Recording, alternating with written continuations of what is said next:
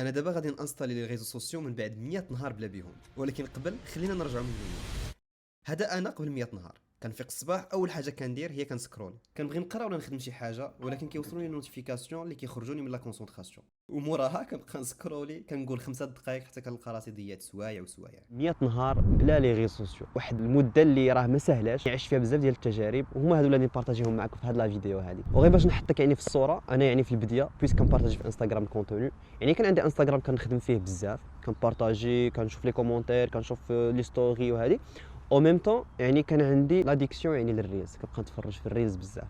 هذا بالنسبه للانستغرام، فيسبوك كذلك، ولكن يوتيوب كنت كنستعملو صراحه في لي ترونسبور، ولا ملي كنكون مثلا في الكوزينه، ولا ملي كندير الميناج كنطلق مثلا واحد البودكاست وانا راني كندير ديك الحاجه، حتى وصل داك الوقت اللي خصني نتكونسونطرا على واحد البروجي يعني ديالي. هنا لقيت باللي ما كايناش لا كونسونطراسيون، ولقيت باللي عندي بزاف ديال المشتتات اللي كيخليني انه فوالا هنا نجلس نخدم على البروجي ديالي، كنلقى ما كنفوتش 5 دقائق كنلقى راسي هزيت التليفون. من وليت كنفيريفي شحال كندوز يعني ديال الوقت في التليفون، كنلقى بلي كندوز 8 السوايع 9 السوايع. ودابا يعني ننصحك صراحه انك تدخل دابا التليفون ديالك، تدخل البارامتر وغادي تشوف شحال ديال الوقت خدمت في التليفون ديالك. غتلقى يعني او موين كتكون واحد من 6 حتى ل 7 حتى ل 8 ديال السوايع. تعرف شنو هي 8 ديال السوايع؟ طرحت على راسي هذا السؤال، قلت انا كنعس 8 السوايع في النهار. 8 السوايع سواء خدمه سواء قرايه سواء شي حاجه، كتبقى لي 8 السوايع، وفي التليفون كنلقى راسي مدوز 8 السوايع. كيفاش؟ فوقاش عاد كندير انا حاجه اخرى؟ لقيت راسي يعني كيفاش انا غادي نتكونسونطر على البروجي ديالي ونتكونسونطر على الخدمه ديالي وانا ديجا 8 السوايع كتمشي لي غير في التليفون.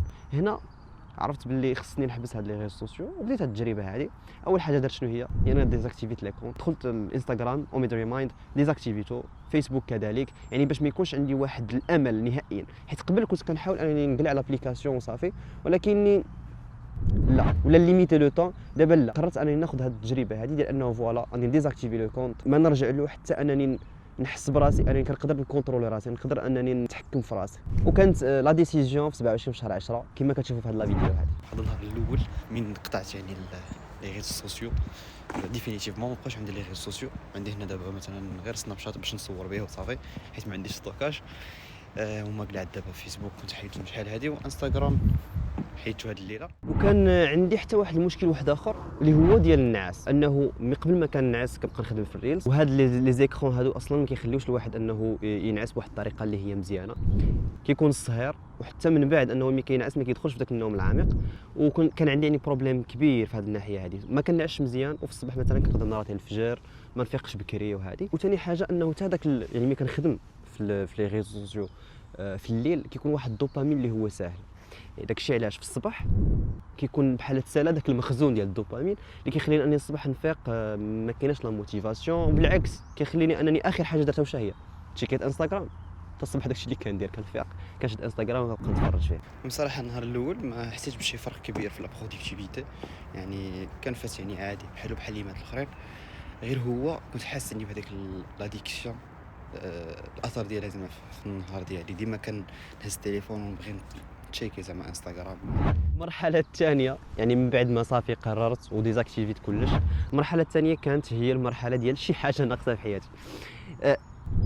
بما انه كنت كندير واحد الحاجه ديما، وصلت لهذاك لو مومون ديال انه ما لقيتهاش، كنجبد التليفون اوب وكنقول شنو بغيت ندير. بغيت ندخل انستغرام، كنبقى ندور في المنيو وهذه، حيت كتكون واحد الحاجه اللي ديجا ولفتها. يعني مثلا ملي كنفيق الصباح اول حاجه اش كندير، كنهز التليفون تشيكيه، وكنلقى بلي ديجا راني ما كاين عندي حتى حاجه من لي ريزو سوسيو، من غير زعما سناب شات اللي كنت خليته باش نبقى نصور به. وكانت عندي ثاني حاجه، بويس كاينه واحد الحاجه ناقصه، ولا عندي واحد الخوف ولا واحد التوتر، بما انه ما بقيتش كنعرف زعما اي حاجه واقعه في هذا العالم. حتى واحد حاجه اخرى هي انه وليت كنحس بالملل بزاف، مثلا جالس ما كنلقى ما ندير، وكيخصني ضروري نهرب من هذاك الملل. كانت عندي واحد الطريقه اللي هي مزيانه وواحد الحاجه اللي كتكون ساتيسفيزونت اللي هي هاد لي ريزو سوسيو، ولكن ملي كنقلعهم كنولي شي حاجه ناقصه في نهاري. شي واحد يقول لك محمد لي ريزو سوسيو فهمناها، ولكن يوتيوب ولا شي حاجه علاش باش هاد السكات هذا نبقى نعيشو، هاد السكات هذا نستمتع به.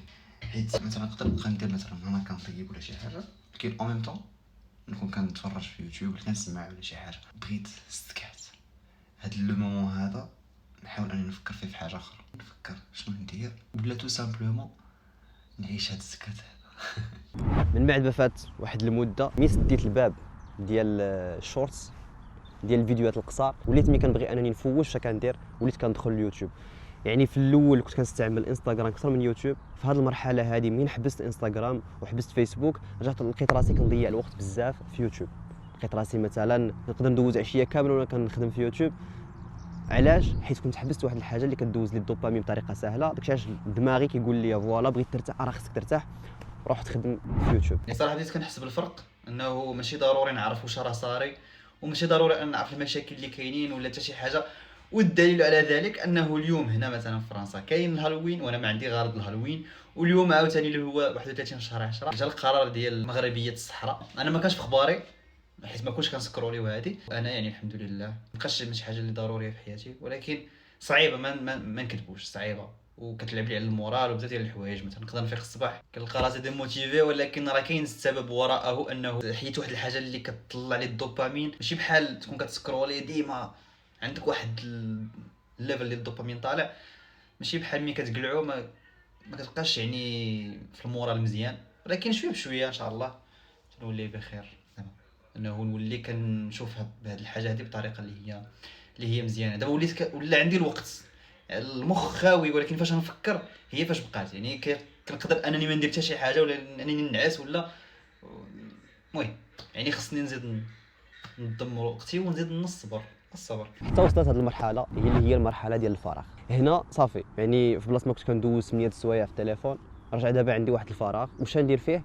ما عرفتش واش ندير فيه. كنلقى راسي غير جالس، ما كيكونش عندي داك الخاطر ولا ديك لا موتيفاسيون انني نمشي نخدم على ديك الخدمه اللي اصلا راها عندي تبعاني، وانما كيبقى عندي غير الوقت خاوي وما باغي ندير والو، ولكن ما عارفش شنو ندير. يعني دازت واحد الايام بحال هكا مع واحد الاشتياق للبارطاج، حيت حتى البارطاج واحد الحاجه اللي كنت ولفتها. وبالنسبه لي زافونتاج اللي كانت في هذه المرحله هذه هو انه تكونسونطريت بلوس مع الصلاه، على القرايه ديال القران وعلى السبور، وكذلك على لا برودكتيفيتي. في هذه البديه كانت واحد لا برودكتيفيتي اللي خياليه ولا كونسونطراسيون واعره. يعني وليت كنقضي بزاف ديال الحوايج في واحد المده اللي هي قصيره. علاش؟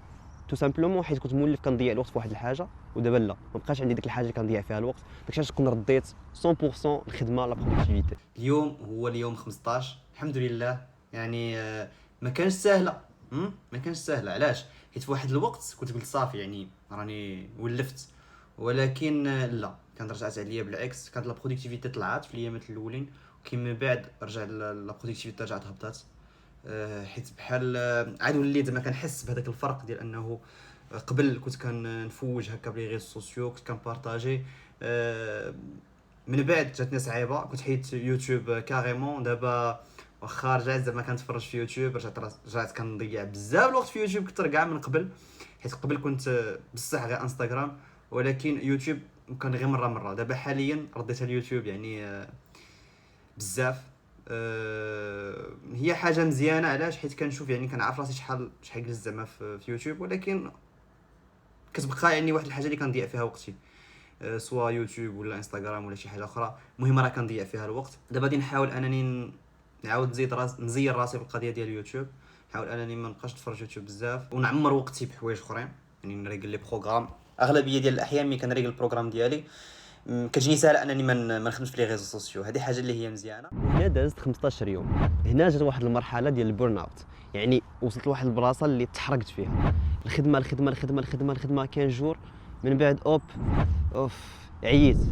فاش غادي نفوج ما كاينش يوتيوب. حتى لهنا ما كنتش حيدت يوتيوب، وليت كنرجع ليوتيوب وكنضيع فيه واحد الوقت اللي لا يمكن. هو بصح يوتيوب يعني كتقدر اننا نكونتروليوه احسن من انستغرام. هذه حاجه يعني اللي باينه وواضحه ومتفقين عليها، ولكن ماشي هي الطريقه المثلى للتفواج.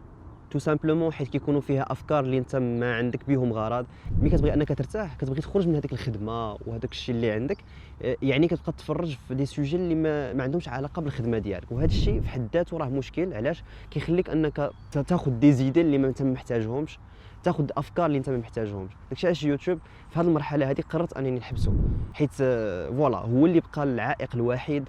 وباش تكون حتى واحد التجربه اللي تكون مكموله، خصنا يعني نحيدوا لي ريزو سوسيو بصفه عامه، اي حاجه فيها الدوبامين. داكشي علاش قررت انني نحبس هذا يوتيوب.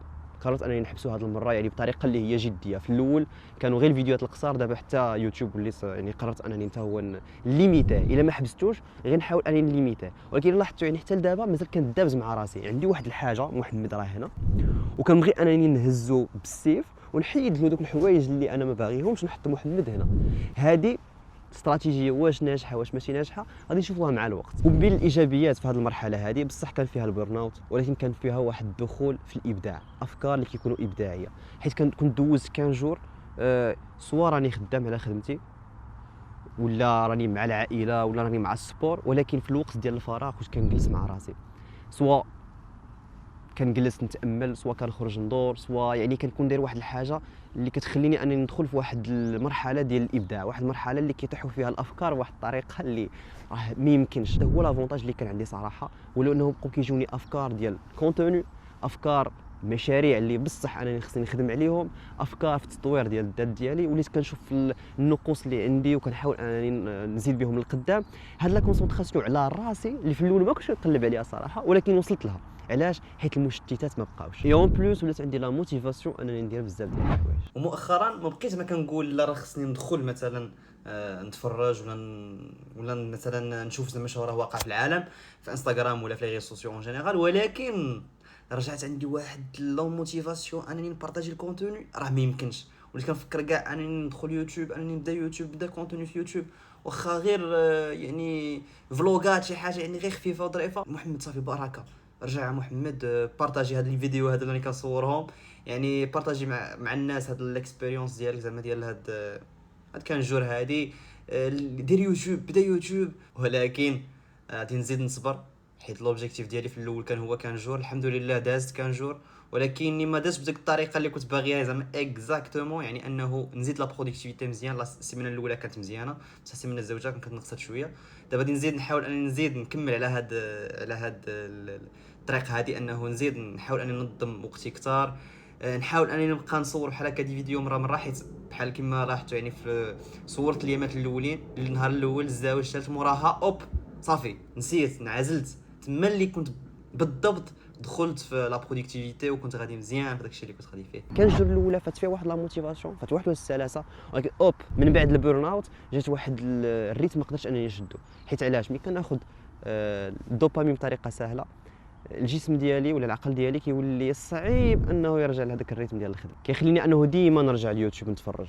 هو انستغرام كان تحت الكونترول صراحه، ولكن يوتيوب كان خلق لي واحد المشكل، والريتم ديال الخدمه وديال الانتاجيه بقى كيطلع وكيهبط. اليوم هو النهار 25 من بعد ما قطعت لي ريزو سوسيو، الحمد لله داكشي غادي مزيان. حاليا نقدر نقول لكم بلي 100% ما بقاش عندي كاع حتى شي اهتمام بانستغرام ولا بفيسبوك ولا مهم بالريلز.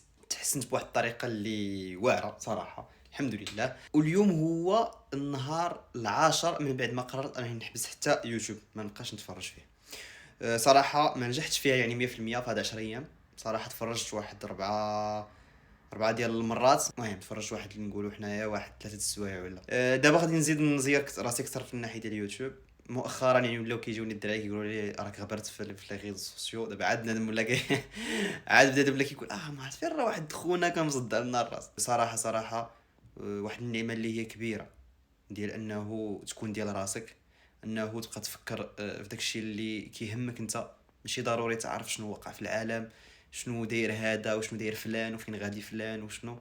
صراحه يعني واحد الحاجه اللي هي زينه كتخليك انك تكونسونطري راسك وتعاود تراجع راسك، وكتلقى داك الملل في حد ذاته واحد الحاجه اللي زينه، واحد النعمه. وهنا من قرب يفوت الشهر بطبيعه الحال الدراري صحابي وحتى الناس ديال اوميد ريمايند لاحظوا الاختفاء ديالي، وجاو بزاف ديال الناس يعني كيسولوني كيقولوا محمد فين راك غابر، واش راك دير هادي بزاف اللي جاوبتهم قلت لهم تو سامبلومون راني كندير واحد تشالنج ومن بعد غادي نبارطاجي معكم. هو وصل هذا النهار هذا اي اون بلوس يعني من بعد شهر لقيت راسي باللي غير كنعيي راسي انه يوتيوب نبقى ندابز معاه. كاين هذا يوتيوب كان هو المتنفس الوحيد كما نقولوا عندي في الجويه ديال لي ريزو. فات تقريبا شهر ولكن ما قدرتش انني نحبس 100% يوتيوب. ومن بين الايجابيات اللي كانوا في هذه المرحله هذه هي وليت كنحس بالنعمه ديال الملل، انه فريمون ملي كتكون جالس وكيجيك داك الملل، راه الملل هو اللي كيخليك انك تافونسي في الحياه. راه الا ما كانش عندك الملل في الحياه عرف باللي راه كاين مشكل وباللي راه ما عمرك ما يزيد للقدام. الملل هو اللي كيخلي الانسان انه يفكر، انه يقلب على حاجه جديده يديرها، انه يطور غير راسو ولا يحيد الحوايج الخايبين اللي كاينين في راسو. الا ما كنتش كتمل عرف باللي راك غادي في الطريق الغلط. صراحه في هذه المرحله حسيت بالنعمه ديالو. اليوم وصلنا نهار 30. الويكاند اللي فات كاتاستروفيك، حيت من بعد يعني ما كنتش شاد هاد التشالنج يعني الاولاني ديال الانستغرام، وزدت عليه يوتيوب. نهار الجمعه اللي فات العشيه فات يعني غير يوتيوب. ومن بعد نهار يعني قبل ما نعس كنت استعملت يوتيوب، وبحال كما نقولوا عطيت لراسي هذاك الدوبامين الساهل، واللي خلاني انه الريتم ديالي يعني ديال البروغرام اللي كنت دايرو تهرس. يعني نهار في الويكاند يعني السبت والحد ما كنتش موتيفي. وعلاش رديتها في نظركم سهله على يوتيوب. السبت يعني ضاع لي بزاف ديال الوقت في يوتيوب السبت والحد، وباش نرجع للريتم ولات واحد الحاجه اللي هي صعيبه. انا يعني قلعت لي ريزو سوسيو وي، ولكن او ميم طون كنت كنقاد يعني البروغرام ديالي النعاس، عندي شي خدمه نقضيها راني خدام عليها. يعني منين ما كنكونش كنستعمل لي ريزو سوسيو كندخل فواحد الكونسونطراسيون زينه في الخدمه ديالي. ومن بعد يعني الفرحه وهذيك المتعه كتجي من بعد مين كنسالي واحد الخدمه كنحس بديك الفرحه هذيك. ولكن اون فوا هرست الريتم بيوتيوب اوب ولا داك الدوبامين اللي هو ساهل، ديك السعاده اللي هي ساهله، وجاني صعيب انني نرجع لذاك الريتم مثلا ديال الفياق مثلا في الوقت اللي راني باغي انا ونخدم الخدمه اللي راني باغي انا. داكشي ولا كيجي ساهل، يعني دوبامين ساهل طاك وبخير. الويكاند فات هكا يعني كاتاستروفيك. نهار الاثنين كانت لا روبريز ولا روبريز كانت شويه صعيبه. سبحان الله ما بقيتش عاقل على راسي، سبحان الله زدت زيرت راسي اكثر. يعني يوتيوب حاولت انني نقص منه، حيت صعيب انه ملي كترجع صعيب انه تحيد في خطره. حاولت انني نقص منه يعني شويه بشويه. انستغرام كنت دخلت له شي مرات الكونت ديال الديسا ماشي الكونت ديالي ديال الريمايند. كانت عندي شي خدمه في الديسا قضيتها. اللي نقدر نقول حاليا هو انه الوقت اللي كنضيعوه في لي ريزو سوسيو ما كنحسوش به وما كنعرفوش بقيمته صراحه. حيت دابا الفرق راه ما يمكنش انه نهار كان مثلا غير كيبقى فيا الحال انه نهار واحد نستعمل فيه مثلا يوتيوب ولا شي حاجه اخرى، فين عاد كنقول زعما شحال ديال الوقت ضيعت قبل ولكن ما حسيتش به. حيت ملي كتكون داخل وكدير داكشي ما كتحش. ولكن دابا حاليا اون فوا كان نستعملو غير واحد شويه كنرد البال، ومن كنرد البال كنقول واه كنت كنضيع بزاف ديال الوقت صراحه اللي نقدر ندير فيها حوايج اخرين. وحتى هذيك القضيه ديال انه المتعه ما كتبقاش في حوايج اللي هما يوميه وحوايج اللي هما عاديين، كيبقاو نقلبوا على هذيك الحاجه اللي هي سهله. في الاول راه ملي كتكون منغمس في هاد لي ريزو سوسيو ما كتكونش كتعرف شحال كتضيع ديال الوقت، وما كتكونش عارف القيمه ديال هذاك الوقت. راه لو فات ديال انه ندوز 3 سوايع في لي ريزو سوسيو كتجيني عادي، ولكن ملي كندوز ساعه وانا ما كندير والو وانا عندي الملل كنبقى نقول فوالا انا جالس نقولوا حنا ساعه كنوض كنشوف شنو ندير. كنوض كنقضي مثلا ساعه كندير فيها بزاف ديال الحوايج بزاف ديال الحوايج. ولكن لو كان عندي لي ريزو سوسيو نقدر ندوز 2 3 سوايع وكيجيني بحال ما درت والو، بحال ما ضاع لي حتى شي حاجه. وهذا خطا كبير. في هذه المرحله هذه عرفت بالقيمه ديال الوقت. اليوم النهار 36 وهذيك لاشيت مازال ما داواتش. يعني ملي كنت تفرجت في اليوتيوب واحد المده اللي هي طويله من بعد ما كنت حابس، وكان الروتور صعيب شويه بشويه. داكشي اللي كان السيمانه اللي فايته هكا دازت. يعني كنت كنحاول كنتقاتل مع راسي، غير هو صراحه بقيت غادي كنضيع الريتم ماشي كنقادو. ولكن الحمد لله ارتحيت شويه صراحه. يعني كنهضر على لا برودكتيفيتي، لاحظت باللي فوالا لا برودكتيفيتي نقصت شويه. كنت كنسمع لي بودكاست كنكون كنتمشى بقى ندير نسمع البودكاست، ولكن هذا كان حل الباب. ولا مثلا انستغرام كان عندي واحد الشغل قضيته، ولكن موراها بحال لا عطيت لراسي ديك الامكانيه انني ندور في انستغرام. داكشي علاش كيقول لك ديما الا بغيت تحيد واحد الحاجه انت ما كتبغيش ديرها وكتبان لك بلي واحد الحاجه اللي خايبه، ما تبقاش رد لها البال هي، وانما حاول دير حوايج اللي هما مزيانين تعمر بها الوقت اللي تخليك انك تنسى هذيك الحاجه اللي انت باغي انك تحيدها. داكشي علاش غادي نعاود عاوتاني نتلف داك انستغرام. كنت محيد لابليكاسيون ولكن كنت كندخل في النافيغاتور كندير دبليو وكندخل في الاول بديت نقضي غرض، ولكن موراها بقى مسجل تما. شنو غادي ندير درك؟ غادي نحيدو. بالنسبه لليوتيوب كذلك يعني كنت كنقول واه دابا راني جالس، دابا راني كندير، دابا راني كنتمشى. لا، حيت من بعد كتولي اي حاجه كتجي ممله. وصلنا جوج في شهر 12 وهنا عرفت باللي خصني نبدل الاستراتيجيه، انه ما نركزش على هذا محمد اللي خصني نهزو ونحطو هنا ونحيد له كاع داكشي اللي ما باغيش انه يديرو، وانما هذا محمد نخليه هنا ولكن نحاول اننا نعمر له وقته بحوايج اللي مزيانين. في بلاصه ما نحيد الحوايج الخايبين حاولت انني نعمر وقتي بالحوايج اللي هما مزيانين. شنو هي الحاجه اللي كنت كنديرها هنايا واللي كانت كديرونجيني؟ هي يوتيوب. مازال 3 شهور وكان عندي مازال المشكل ديال يوتيوب. في بلاصه ما انني نبقى ندابز مع راسي انني نحيد يوتيوب، شنو درت؟ قررت انني نفكر في الحوايج اللي هما مزيانين اللي خصني نديرهم، ورجلت البروغرام ديالي وانشغلت بدوك الحوايج. وداك الشيء يعني بالتدريج رجعت انني ما كندخل في اليوتيوب، لقيت يعني متعه، ولا لقيت انني كنلقى داك الدوبامين، داك السعاده في انني ندير حوايج اخرين. صراحه انا بديت لاصال شحال هذه، يعني لا ميسكيلاسيون السبور كنديرو من الصغر، ولكن عندي لا ميسكيلاسيون كنت بديتها مده هذه. وفي هذا الشهر هذه ولا شهر ونص وصلت لاحسن مستوى صراحه في السبور. علاش؟ حيت كنت مكونسونطري 100% على راسي. انا مهم نقدر نعطيكم مثال بالسبور، ولكن حتى في حوايج اخرين وصلت صراحه لاحسن فيرسيون في بزاف ديال الحوايج. علاش؟ حيت كانت عندي لا كونسونطراسيون توتال على هذاك الشيء اللي كان داير. الحمد لله دابا فات شهرين من اول نهار اللي كنت حبست فيه لي ريزو سوسيو، واللي نقدر نقول لكم دابا هو انه الحمد لله ديفينيتيفمون وليت انديبوندون من انستغرام من الريلز والشورتس الحمد لله. وتلقى ديال يوتيوب حاليا يعني ستابل، وهذا الشيء ما تخيلوش يعني التاثير ديالو على برودكتيفيتي، واحد التاثير اللي ما كنكونوش رادين له البال ملي كنكونوا حنايا داخلين ومنغمسين في هذاك العالم ديال لي ريزو سوسيو. صراحه حتى حاجه ما تستاهل اننا نعرفها في الوقت. كاع داكشي اللي واقع في لي ريزو سوسيو داكشي في الاول كان كيجيني واحد الفضول انه نشوف شنو راه واقع وهادي، ولكني داكشي يزيد يشتتك، ما كيخليش الواحد انه يخدم على داكشي اللي راه خدام عليه. يعني دابا ما نقدر نقول غير الحمد لله واحد لافونسمون اللي هو زين، غادي نكمل بحال هكا. صراحه حاليا يعني من حبست حتى يوتيوب رجع عندي واحد الملل، ولكن هذاك الملل اللي وليت دابا كنقلب انني نعمرو بحوايج اخرين. اللي لاحظت هو انه مثلا شي مرات كيوصل لي داك الملل وما كنلقى ما ندير، ولكن راه دوكا كان عندي الريلز ولا يوتيوب ولا اي حاجه اللي كنتلف فيها الوقت ويعطيني داك الدوبامين ساهل، كون اكيد على انني غادي نمشي ندير ديك الحاجه وكتدي لي الوقت ساعه 2 سوايع 3.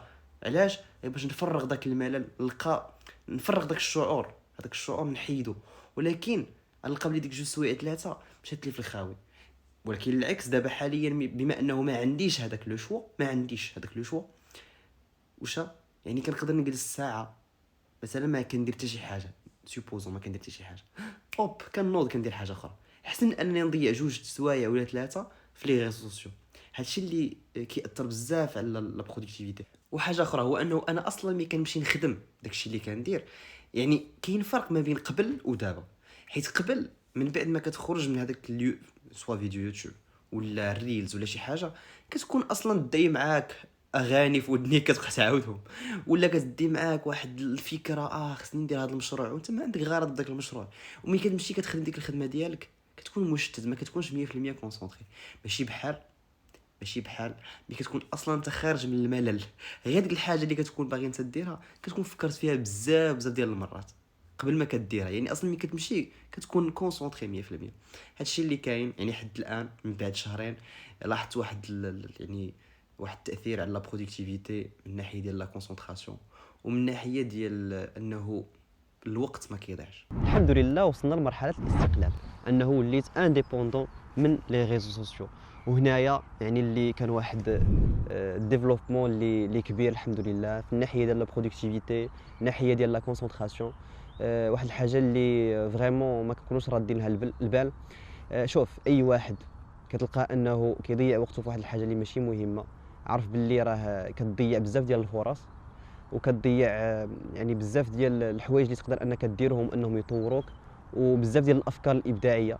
شوف في هذه الحياه صراحه ماشي ضروري اننا نعرفوا كل شيء، وماشي ضروري اننا نشوفوا الاخرين واش داروا. شي مرات خاصك غير تجلس راسك، تحس بداك الملل، تفكر الملل الذي يخليك انك تفكر في التغيير، انه تكون عندك واحد لا موتيفاسيون انك دير بزاف ديال الحوايج. وهنا وصلت المرحله اللي خاصك دير فيها لايك ابوني وتبارطاجي مع الناس اللي كتعرف، وذكر فإن الذكرى تنفع المؤمنين.